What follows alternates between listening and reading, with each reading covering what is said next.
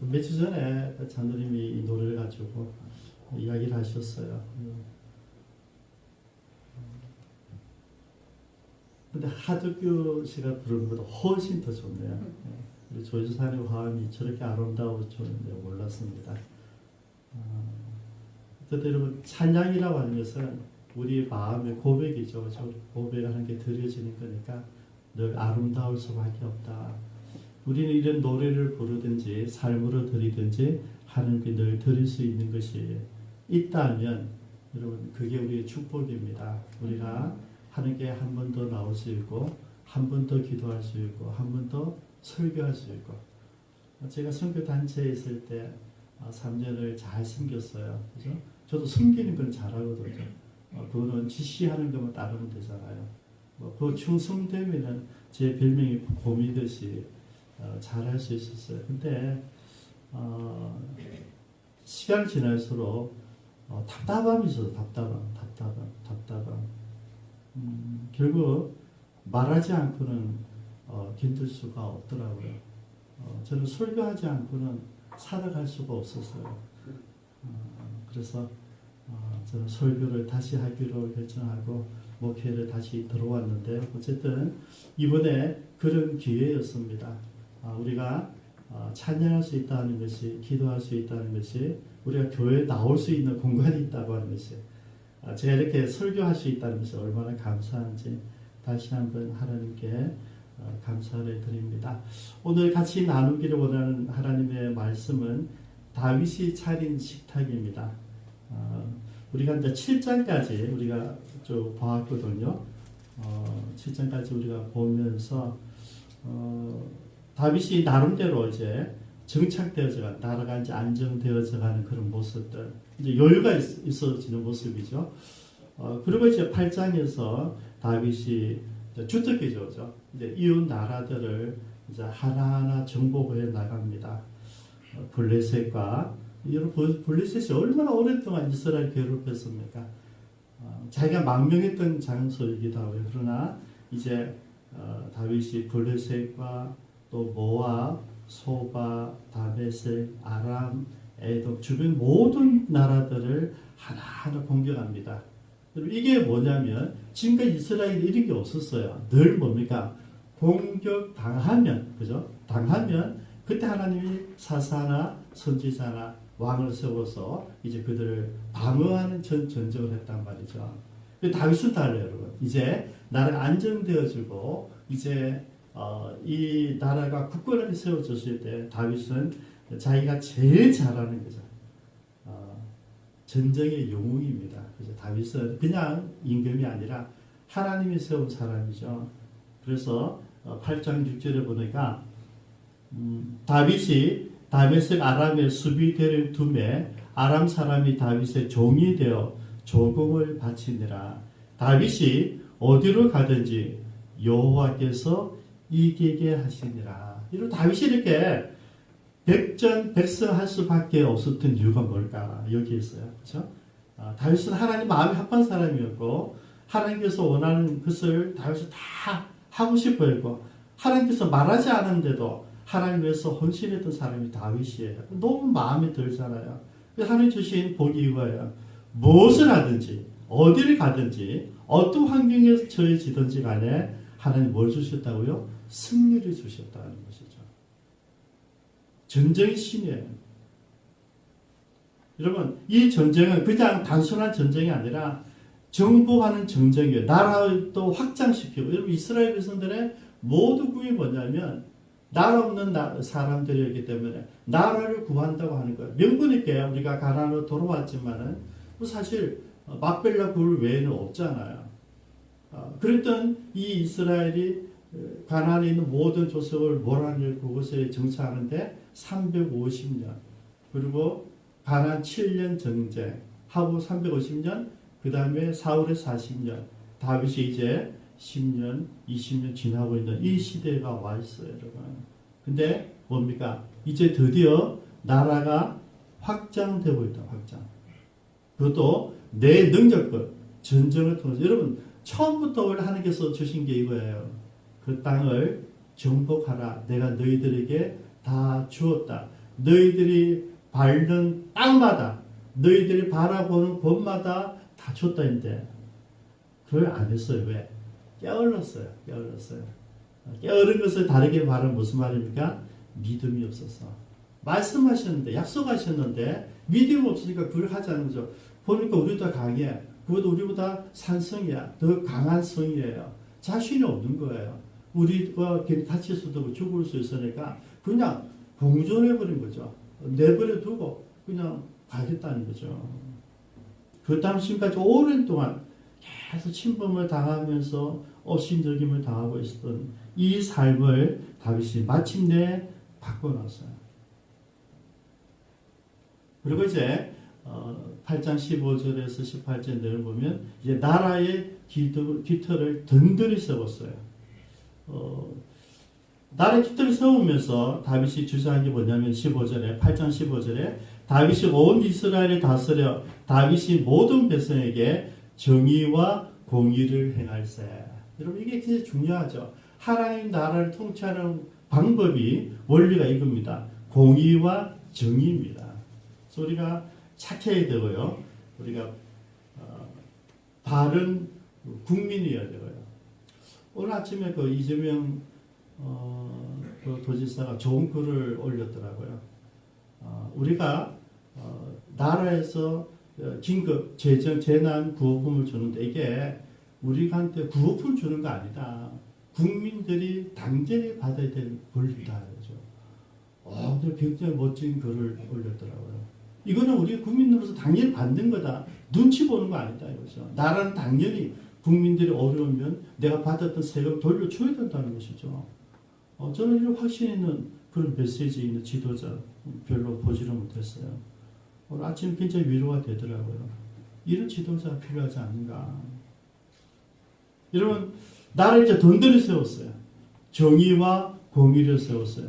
요압 군대 장관, 여호사밧을 사관, 사독과 아히멜렉을 제사장으로, 브나야를 그렉과 블레 사람이 지휘관으로, 다윗의 아들들을 대신으로 이제 세워서 나라에 이제 국부원을 줬어요.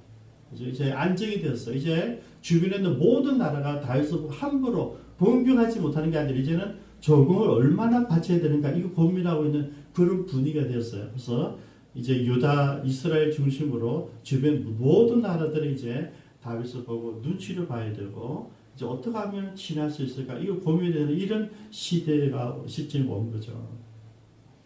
이때 다윗이 어느 날 이제 식사를 하면서 생각을 한 거예요. 1절 볼까요? 다윗이 이르되 사울의 집에 아직도 남은 사람이 있느냐? 내가 요나단으로 말미암아 그 사람에게 은총을 베풀리라. 사울의 집에 아직도 남은 사람이 있느냐? 여러분 사무엘상 20장 15절 16절이 생각이 난 거예요. 요나단이 이제 다윗이 나여서 피신했다가 왔을 때 당신 아버지가 나를 죽이려 한다. 아니다. 그럴 리가 없다. 서로 신간하면서 그러면 요나단을 확인하기로 했어요. 확인하기로 하고 확인이 되었어요. 진짜 내가 다윗을 일단 좀 고향에 보냈다 그러니까 난리가 났죠. 본심을 드러냈어요. 그때 요나단과 다윗이 울면서 헤어지죠. 헤어질 때 요나단이 이야기합니다. 여호와께서 너 다윗의 대적들을 지면에서 다 끊어버리실 때에도 너는 내 인자함을 내 집에서 영원히 끊어버리지 말라. 이렇게 부탁을 하는 거죠. 이게 언약이 되었어요. 아마 이때가 올 줄 알았겠죠. 요나단이 여러분 다윗보다 훨씬 연장자잖아요. 그런데 이미 다윗의 미래를 볼 수 있었다는 것이죠. 그러니까 요나단 정말 좋은 사람이에요. 내가 가질 수 있는 그 왕권을 다만 내 섬기하시는 그거를 내 욕심내지 않고 아버지가 그렇게 미워하고 나를 위해서 내 자리를 지키기 위해서 다윗은 미워했음에도 불구하고 요나단은 우리 집안의 가품보다는 하나님의 뜻이 어디 있는지 또 국민들의 뜻이 어디 있는지 다윗에게 어떤 것이 있는지를 보고 다윗을 도왔던 그 아름다운 사람 요나단. 그렇죠? 요나단과의 언약이 생각이 난 거예요.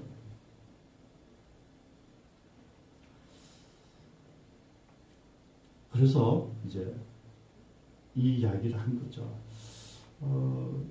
근데 여러분 이렇게 이야기하는 것을 보면서 제가 깨닫게 되는 것은 역시 다윗의 됨됨입니다. 다윗은 보통 우리가 정권이 바뀌면 어떻게 됩니까? 보복을 하잖아요. 그죠? 전 정권, 우리 괴롭혔던 그 정책들을 뭐 개혁이란 이름 아래서 그냥 다 숙청해버리죠. 다 숙청하죠.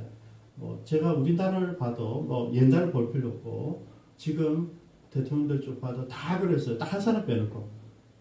한 사람만 보복하지 않았어요. 그래서 제가 그 사람을 존경해요.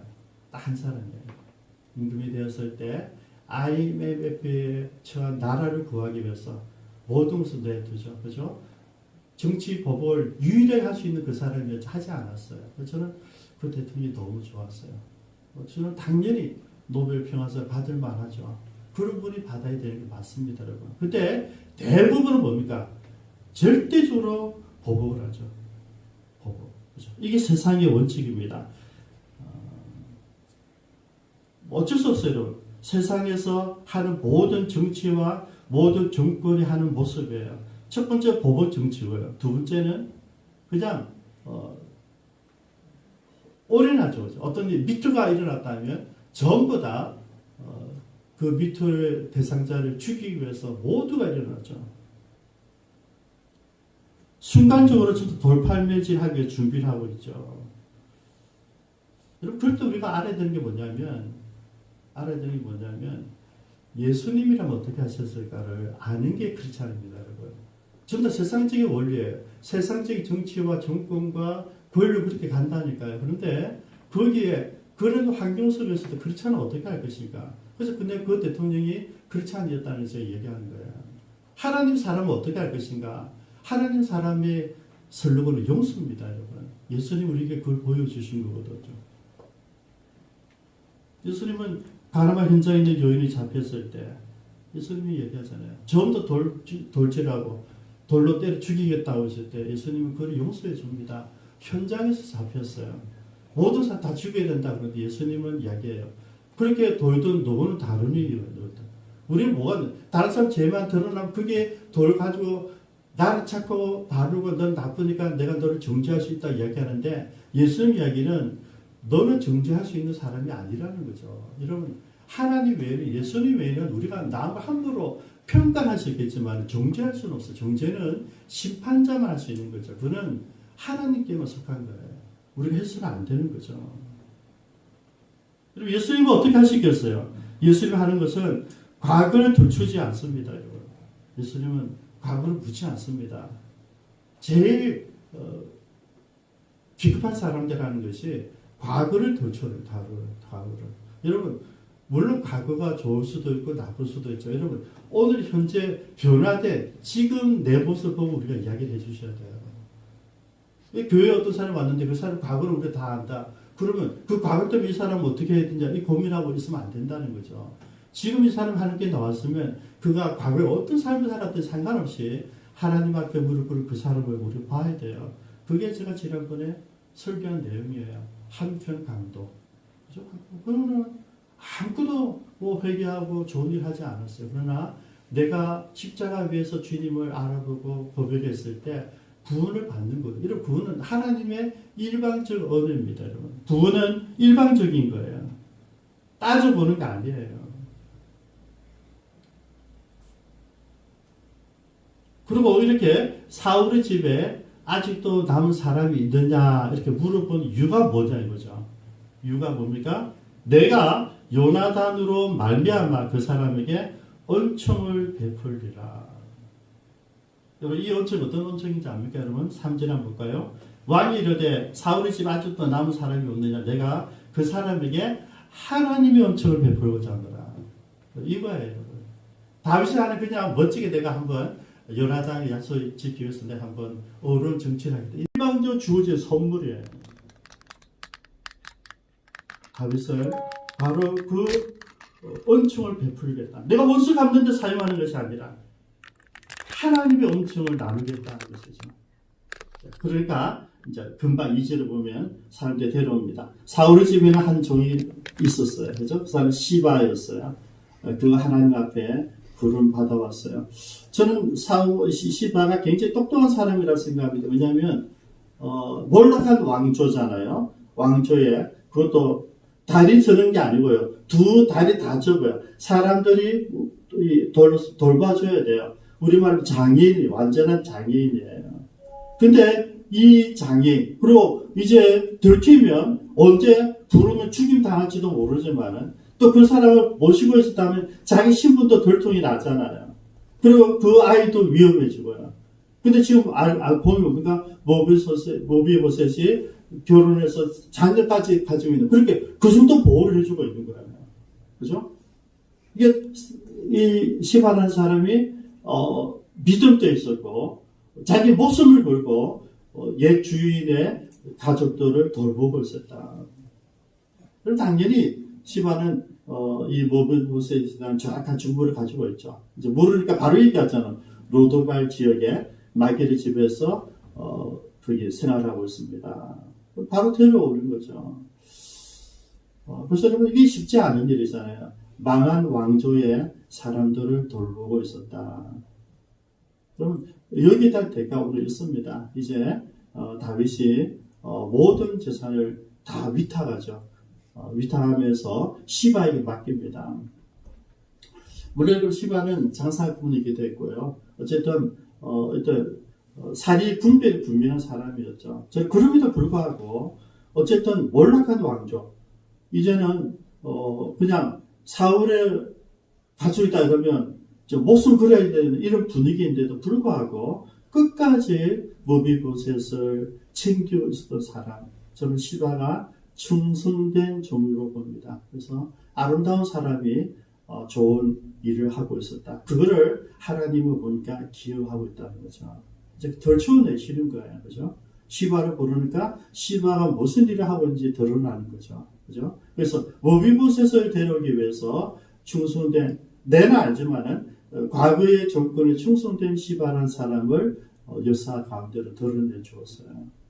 그리고 나서 이제 모비보셋과의 다윗과의 만남이 이제 이루어집니다. 여러분 얼마나 감동 있는 장면입니까? 모비보셋은 자기 능력으로 어쩔 수 없는 이제 두 다리 다 접은 사람이었는데 사람들 도움이 없이 살아가기도 힘든 그런 상황인데 임금이 부른다. 이제 보니까 죽었구나. 내가 죽었구나. 그렇게 생각하면서 보소서 당신의 종입니다.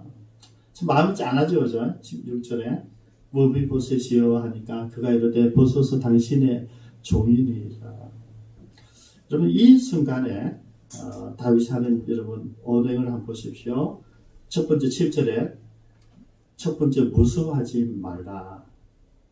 두 번째 내 아버지 요나단으로 말미암아 내 아버지 때문에 내게 은총을 베풀겠다. 그죠? 이 은총 그만 말씀드렸습니다. 하나님 주시는 그는 하나님 법의 은총입니다. 세 번째 내 할아버지 사울의 모든 밭을 내게 다 도로 주겠다. 소유를 다 할아버지의 모든 소유를 다 내게 준다는 것이죠. 또 있어요. 너는 항상 내 상에서 떡을 먹게 될 것이다. 겸손한다는 이야기죠. 너는 뭡니까? 내 가족이라는 이야기예요. 나와 같이 너는 내 아들을 치겠다는 것이죠. 그리고 이제 9절 10절을 보면 시바를 모비보셋의 종으로 임명을 합니다. 그리고 모든 재산을 관리를 하게 하고 시바가 모든 재산 관리를 해서 모비보셋을 보필하도록 해줘요. 여러분 모비보셋은 한 일이 아무것도 없어요. 이게 일반적 하나님의 주시는 은총이라는 거죠. 하나님만 주시는 은총. 다윗이 할 수 있는 그런 게 아니고요. 하나님이 베푸는 그런 은혜였어요. 저는 이 장면에서 예수님이 부활하셔서 제자들을 갈릴리로 부르잖아요. 그죠? 그러면서 갈릴리에 고기 잡는 제자들에게 예수님 찾아가는 그 모습과 연관이 되더라고요. 사실 제자들은 말씀을 받았지만은 주님으로부터 부활에 대한 이야기를 충분히 들었음에도 불구하고 실감이 안 났던 거죠. 부활하신 예수님 만났지만은 실감이 나지 않고 이제 주님 말씀대로 고향으로 다 돌아갈 수 있던 상황이었어요. 그때 예수님이 이제 다시 만나잖아요. 그죠? 그때 제자들이 가지는 마음은 두려움이었습니다. 주님이 없는 이 세상 어떻게 살아갈 것인가. 막상 저분이 주님인데 주님 앞에 내가 허물이 너무 많잖아요. 내가 주님을 배신하고 부인하고 주님 말씀대로 따르지 않고 도망가버린. 여러분 사실은 12제자는요. 모든 유대인들 다 드러난 사람들이에요. 누구나 없이 베드로 예수님 제자에서 예수님이 죽였으니 베드로도 죽여야 돼. 이런 분위기. 그죠? 사실은 500명, 120명, 70명, 12명 이까지 들어갈 때 상당한 어떤 특권도 받았지만 반대로 그 12제자이기 때문에 죽임을 당할 수 있는 그런 환경이잖아요. 늘 두려움이 산단 말이죠. 그 제자들 주님이 오늘과 똑같은 이야기를 먼저 왔어요. 내니 두려워하지 말아라. 예수님보다 계속 두려운 거죠. 그죠? 순간적으로 너무나 많은 생각들이 막 복잡 지나가는데 지금 첫 번째 평안을 주시는 거예요. 평안하라 두려워하지 마. 우리가 코로나 때문에 두려워하고 있고 질병 때문에 두려워하고 있고 경제 침체 때문에 두려워하고 있고 정치 격분 때문에 우리 두려워하고 있다. 하나님께서 우리에게 주시는 말씀은 뭐냐면 내가 있잖아. 두려워하지 마 이야기예요. 여러분 하나님 우리에게 주시는 말씀 우리는 이런 환경과 여건 때문에 두려워요. 내일을 알지 못해요. 오늘 하루하루가 힘들어. 속상해. 해결 방법도 없어. 근데 여러분 하나님이 하시는 얘기는 뭡니까? 봤니? 이 모든 거 내 손에 있잖아. 그러니까 두려워하지 말라는 얘기예요. 무비보스에게도 똑같아요. 내가 장인이야. 내가 스스로 살아갈 수 없어. 내가 나가서 사업도 할 수 없어. 사울의 후손이에요. 드러낼 수도 없어. 숨고 살아요. 우리도 마찬가지고요. 근데 하나님께서 무비보스에게 우리가 똑같이 주시는 말씀은 뭐냐면 두려워하지 마. 왜? 내가 있잖아요. 내가 여기 있잖아. 너희들 왜 두려워하니 그 말이에요. 저는 이래서 예수님이 차려주신 예함식이 생각나는 거예요.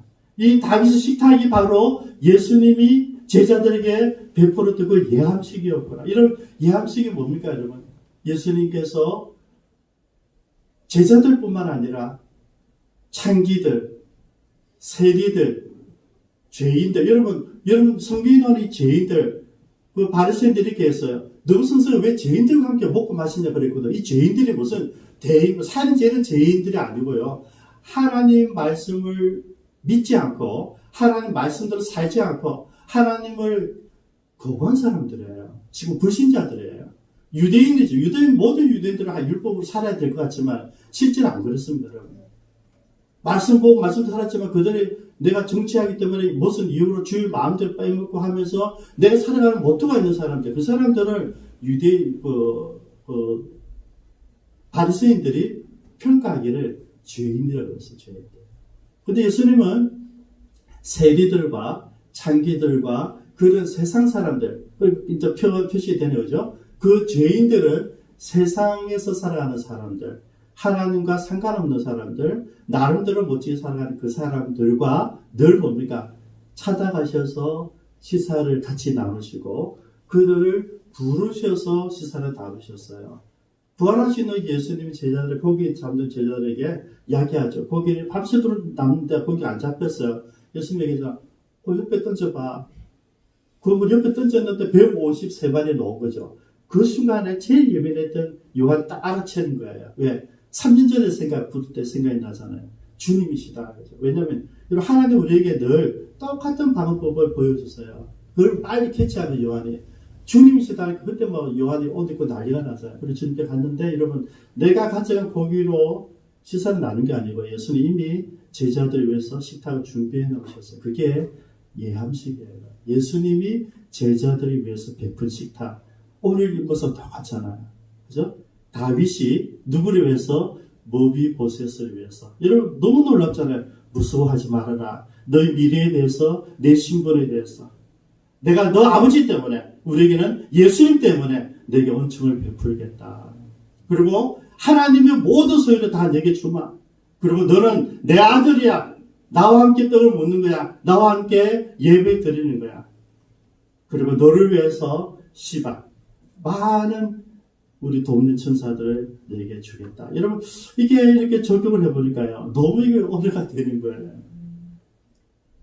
유대인들은요, 같이 밥 먹지 않잖아요. 그죠?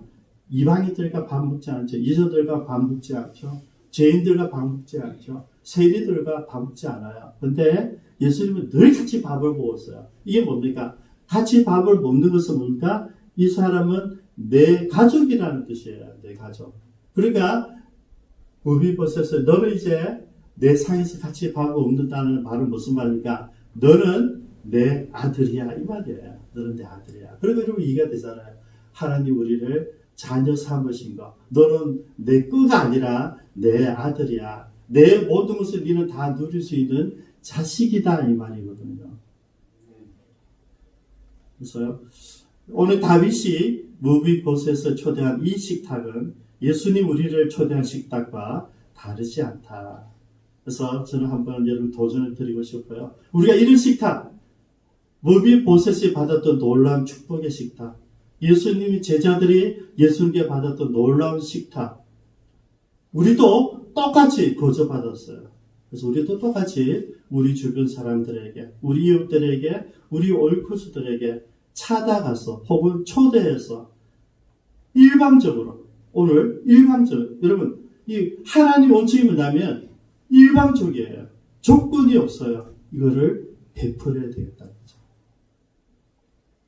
하나님 만난 사람, 하나님 말씀을 경험한 사람, 하나님 원청을 경험한 사람은 내가 경험한 그대로 나가서 하라는 거죠. 우리 11절 다시 한번 볼까요?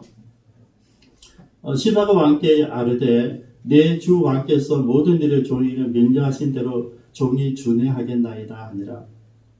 무비보셋은 왕자 중 하나처럼 왕의 상에서 먹으니라. 13절 무비보셋이 항상 왕의 상에서 먹음으로 예루살렘에 사니라. 근데 그는 실제로 그는 두 발을 다 절더라. 기도하겠습니다.